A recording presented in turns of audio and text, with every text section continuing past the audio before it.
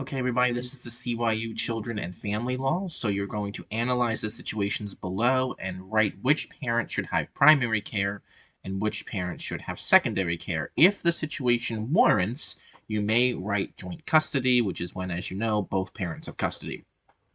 So, number one, the mother has a job that provides a stable income and health care, while the father spends all of his time gambling.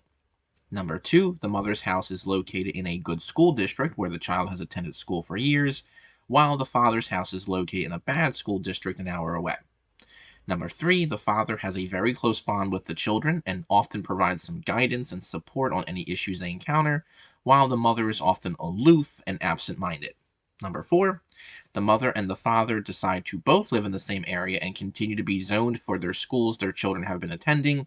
They agree to interact civilly on issues that involve the children. Number five, the father is staying in the family's current home while the mother moves 2 states away. And number six, the mother will stay in the family's current home while the father moves 3 neighborhoods over. The parents have shown the ability to communicate and cooperate with each other in regards to the children.